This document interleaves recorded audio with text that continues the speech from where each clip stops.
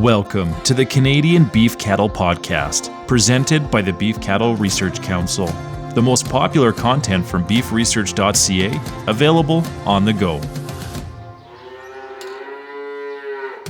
Before we get into this week's episode, a quick message from the BCRC. With the holidays just around the corner, the Canadian Beef Cattle Podcast will be taking a short break. New episodes, including our 100th episode, will return on January 6th, 2026. Wishing you a joyful holiday season and all the best in the new year. This episode features the BCRC Science Director, Dr. Reynold Bergen. This research on the record article originally appeared in the December 2025 issue of Canadian Cattleman magazine, and it's been reposted on the beefresearch.ca site with the publisher's permission. So today we're talking about whether grading cameras can predict more than just overall carcass yield. Canada's beef researchers and industry development funds were at the forefront of developing the modern camera grading technology that is now used for beef grading around the world. This camera grading system originally involved two cameras. There was a hot camera, which was only ever installed in a few processing plants, and it measured the whole carcass. It measured the length of the carcass and the depth of the carcass and various contours. And so that was used on the hot carcass before it went into the chiller. That's why it's called a hot camera. And then there was a cold camera that was used in the cooler. And it is still widely used for grading. And it evaluates marbling, back fat depth, and ribeye area between the 12th and 13th ribs. And then it assigns the same quality or marbling grade and yield class, which is the percentage of saleable retail cuts in the carcass that a human grader would assign. Now, Dr. Oscar Lopez Campos led a team of researchers at Agriculture Canada, Lacombe, and they found that the camera grading technology can do more than simply predict the 5 retail yield classes that Canada and the US are both currently using. It can also identify differences between carcasses in the composition and potentially the value of individual primals and retail cuts for both fed cattle and cull cows. And so there's a couple of research papers that are linked in the online version of the article if you want to read them. So how did they do this? Well, a couple of months ago, we talked about a project where they were comparing marbling scores at the Canadian and Japanese grading sites. So they used the same group of cattle in this project as well. So to recap, they had 634 Angus cross calves they raised, and they slaughtered them as 11 to 13-month-old calves, or as 15 to 17-month-old yearlings. And then they also added to this 111 carcasses from cull cows that they sourced from a commercial abattoir. And so what they did was they took digital images of the carcass side using the hot camera, as well as between the 12th and 13th ribs using the cold camera. And they took the left side of every carcass and cut it up into 8 different primals. So these are pretty big chunks of the carcass: the chuck, the rib, the loin, the round, the brisket, the foreshank, plate, and flank. And then they weighed them all.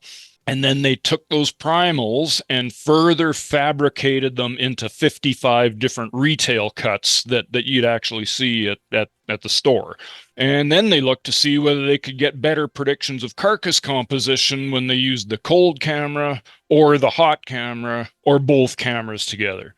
For the fed cattle, they learned that the cold camera predicted overall retail yield, so that's the basis of the 5 yield classes. The cold camera predicted that better than either the hot camera or using both the hot and cold cameras together. The cold camera also predicted the weight of the chuck, brisket, and flank primals better than either the hot camera or both cameras. The hot camera worked best for the plate, and using both cameras worked best for the rib and the loin and the round and the plate.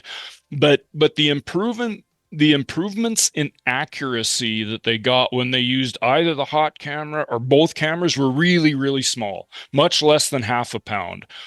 compared to just using the cold camera. So the hot camera maybe isn't worth the bother when it comes to fed cattle.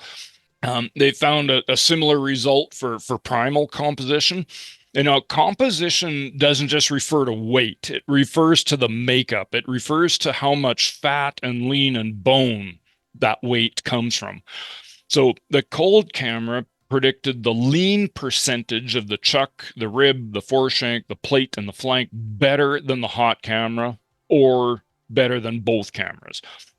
Using both cameras predicted primal lean percentage better for the loin, the round, and the brisket, but again, the difference amounted to less than 1/10 of a pound. The cold camera predicted retail cut weights better than the hot camera for 49 of the 55 retail cuts. The hot camera worked better for the other 6. But again, the benefit of using the hot camera or both cameras was really, really small. That's all for fed cattle. But the camera grading for cow carcasses gave different results.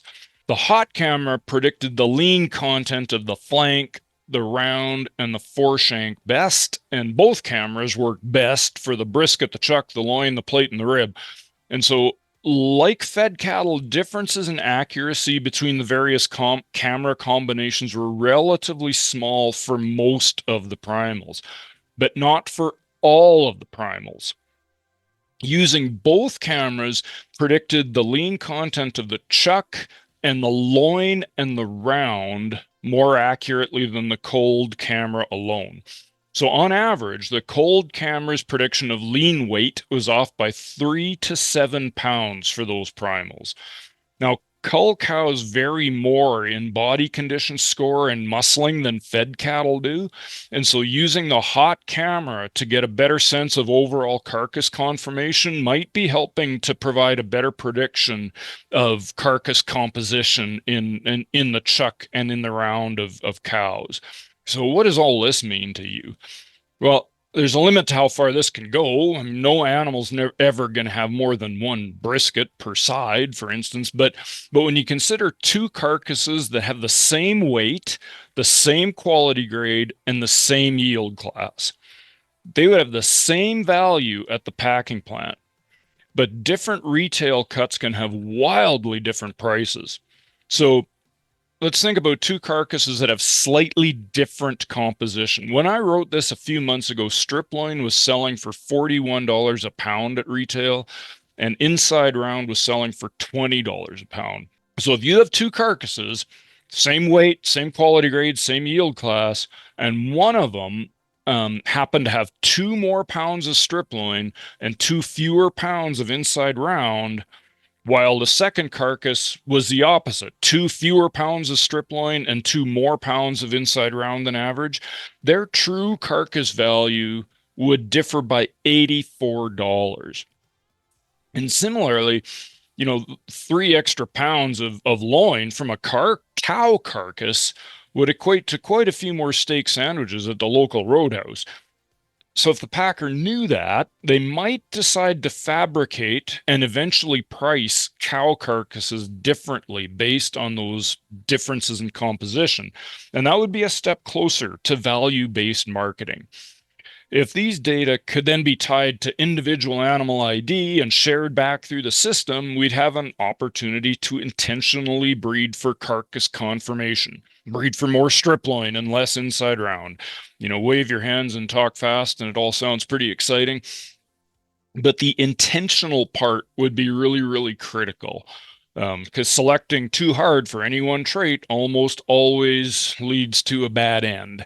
When you think about modern turkeys, they breed those using artificial insemination, and they do that because they have to, and they have to because turkeys lost the ability to mate naturally 40 years ago because they've been selected so heavily for such exaggerated breast muscling that they just can't breed normally. And so that kind of thing is a pretty easy genetic problem to breed your way into, but it's a really tough problem to breed your way out of.